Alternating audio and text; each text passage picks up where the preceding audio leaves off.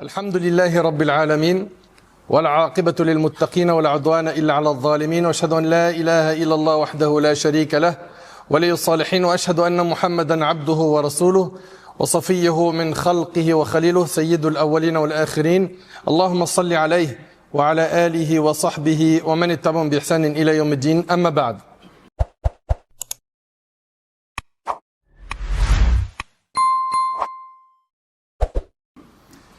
Mes chers frères, mes chères sœurs, aujourd'hui avec l'aide d'Allah Tabarak wa Ta'ala, on va commencer la biographie du prophète Isa, Jésus, alayhi salam, paix sur lui.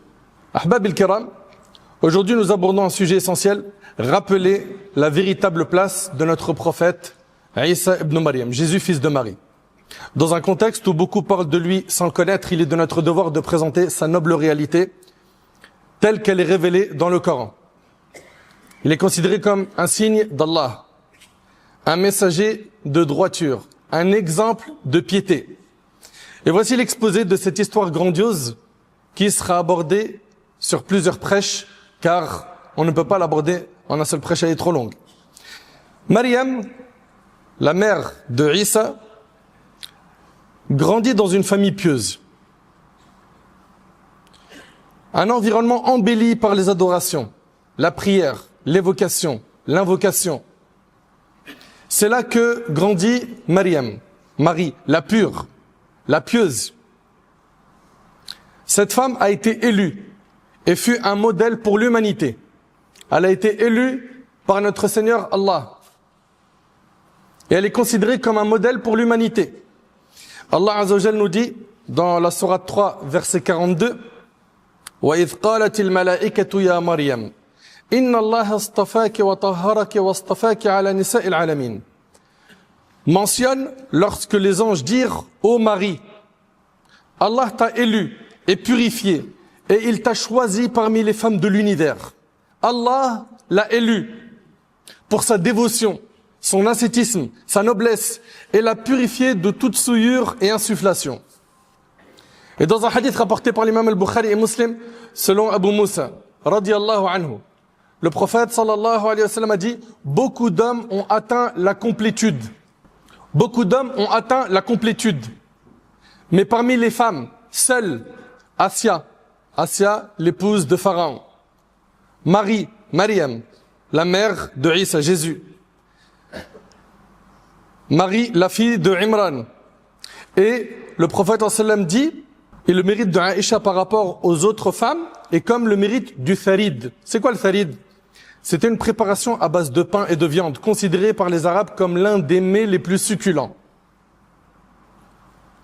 Mes frères et sœurs, on a dit que Allah subhanahu wa ta'ala a élu Maryam, cette femme pure, parmi toutes les femmes de tous les temps, afin de lui accorder ce miracle qui est de mettre au monde un enfant sans père. Allahu Akbar. Mettre au monde un enfant sans père. Allah Azza wa Jalla a particulièrement choisi Maryam pour exposer aux gens ce miracle exprimant sa puissance absolue. Allah subhanahu wa ta'ala est capable de tout. Il a créé Adam sans père ni mère. Il a créé Hawa, Ève, d'un homme sans femme. Il a créé, subhanahu wa ta'ala, la plupart des êtres humains avec quoi? Un père et une mère. Et il a créé Isa, Jésus, d'une mère sans père. Comprenez qu'Allah subhanahu wa ta'ala est capable de tout. Inna Allah ala kulli shay'in qadir. Allah est capable de tout.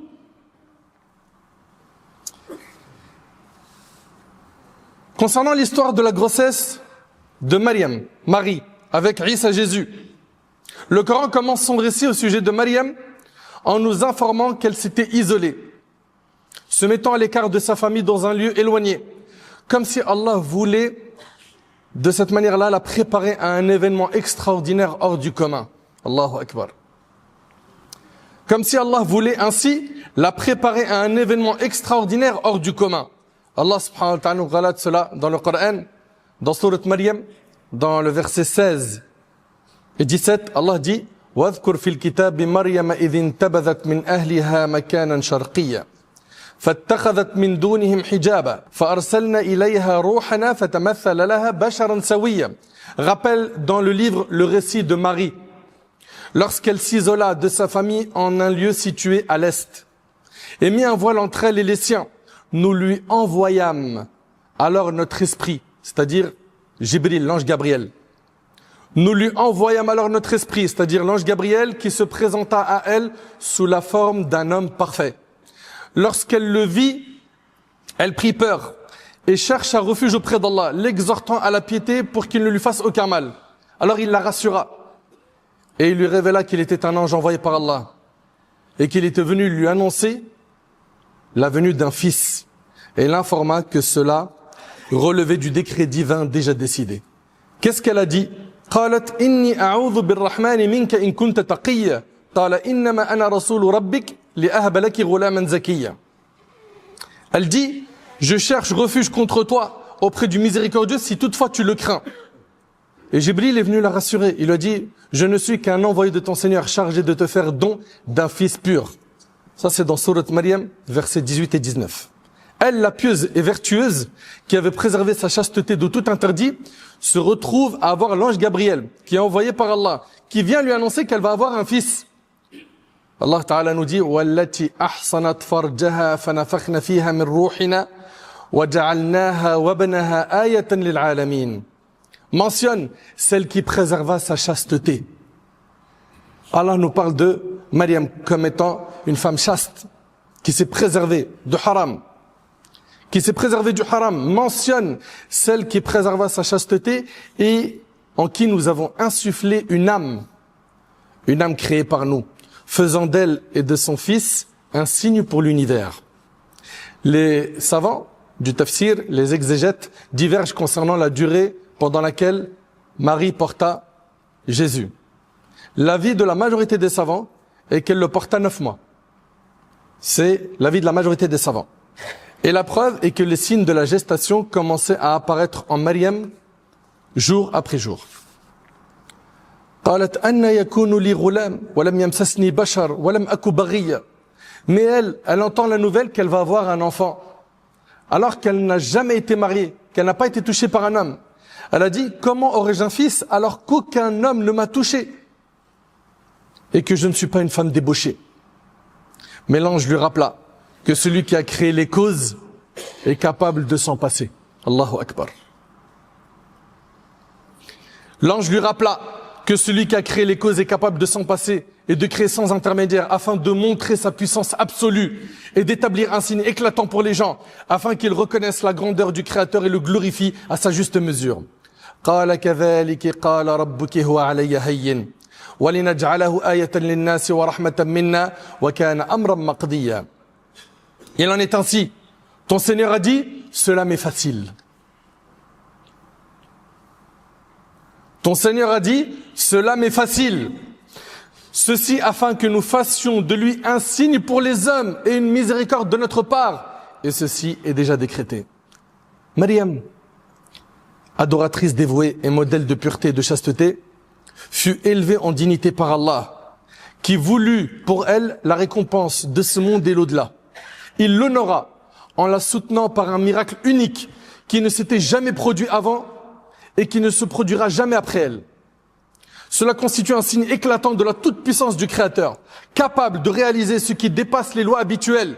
Ce miracle fut une preuve évidente pour un peuple qui s'était égaré du droit chemin. Lorsque Maryam commença à ressentir les douleurs de l'enfantement, elle s'adossa contre un palmier. Subhanallah, cette femme, elle est enceinte. Et elle est seule, sans soutien humain, confrontée pour la première fois aux douleurs de l'enfantement. Aussitôt, l'idée des reproches que les gens pourraient lui faire lui traversa son esprit. Elle a commencé à se dire, mais qu'est-ce qu'ils vont dire de moi quand ils vont voir un bébé alors que je n'ai jamais été touché par un homme? Aussitôt, l'idée des reproches que les gens pourraient lui faire traversa son esprit. Il l'accuserait dans sa chasteté et sa foi. Alors elle s'écria, j'aurais préféré mourir avant cet instant. Et cela est mentionné dans le Coran, dans Sourate Maryam toujours, la Sourate 19, versets 23 à 25. فأجاءها المخاض إلى جذع النخلة قالت يا ليتني مت قبل هذا وكنت نسيا منسيا فناداها من تحتها ألا تحزني قد جعل ربك تحتك سريا وهزي إليك بجذع النخلة تساقط عليك رطبا جنيا. Puis les douleurs de l'accouchement la contraignirent à s'adosser au tronc d'un palmier. Et elle dit, malheur à moi, j'aurais préféré mourir avant cet instant et être totalement oubliée. Elle avait peur des dires des gens. Elle avait peur des dires des gens. L'ange qui se trouvait en contrebas l'appela. Ça, c'est une version des savants. Dans une autre version, il s'agit de Isa, alayhi salam. Après sa naissance, il aurait dit, ne t'afflige point. Donc il y a divergence entre les savants. Est-ce que c'est l'ange ou Isa? Il lui a dit, ne t'afflige point. Ton Seigneur a placé à tes pieds un ruisseau. Secoue vers toi le tronc du palmier, il en tombera sur toi des dattes fraîches et mûres. Ibn Abbas, radiyallahu anhuma, dans l'explication du verset, il a dit, l'arbre était sec et le cours d'eau asséché. Allah fit venir de l'eau et fleurir le palmier qui donna des fruits. Allah ne l'a ni abandonné ni oublié. Et c'est comme ça qu'Allah subhanahu wa ta'ala fait avec ses alliés. Allah ne l'a ni abandonné ni oublié. Il a fait couler à ses pieds un ruisseau limpide et fait surgir un palmier dont elle peut manger des dattes savoureuses. Voici sa nourriture et sa boisson. Elle fut donc rassurée et invitée à manger des dattes fraîches et à boire de l'eau du ruisseau, afin que son cœur se tranquillise. Il lui fut également ordonné de ne parler à personne. Il lui fut également ordonné de ne parler à personne, afin que ce soit son fils qui réponde à sa place, levant ainsi tout reproche pouvant être fait et manifestant la réalité du miracle. Elle devait donc dire à toute personne qu'elle rencontrait qu'elle avait fait vœu de garder le silence pour le tout miséricordieux. Un vœu consistant à s'abstenir de parler. Une pratique légiférée dans leur loi, mais abrogée dans la nôtre. فَكُلِي وَاشْرَبِي وَقَرِّ عَيْنًا فَإِمَّا تَرَيِنَّ مِنَ الْبَشَرِ أَحَدًا فَقُولِ إِنِّي نَظَرْتُ لِلرَّحْمَنِ صَوْمًا فَلَنْ أُكَلِّمَ الْيَوْمَ إِنْسِيًّا. Mange et bois et réjouis-toi. Si tu vois quelqu'un, signifie-lui, j'ai fait vœu de silence au miséricordieux, je ne parlerai donc aujourd'hui à aucun être humain. Ainsi, au moment le plus difficile de sa vie, Allah l'enveloppe de sa miséricorde, la nourrit, la protège, la rassure et prépare son miracle.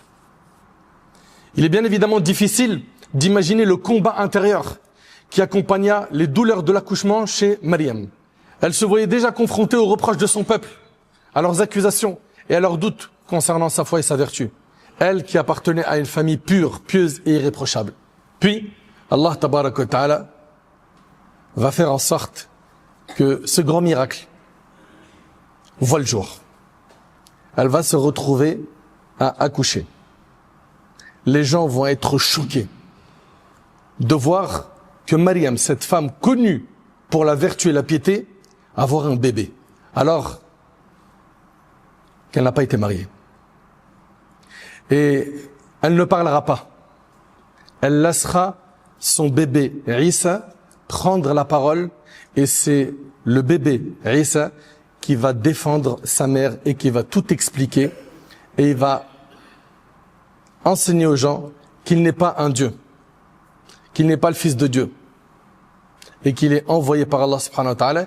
Et c'est ce qu'on verra, Inch'Allah, lors de notre prochain discours, car comme on vous l'a dit, la biographie est longue, et normalement elle nous prendra 3 prêches. J'implore Allah subhanahu wa ta'ala de raffermir notre foi. J'implore Allah subhanahu wa ta'ala de nous accorder une croyance saine. J'implore Allah subhanahu wa ta'ala de nous guider vers le droit chemin.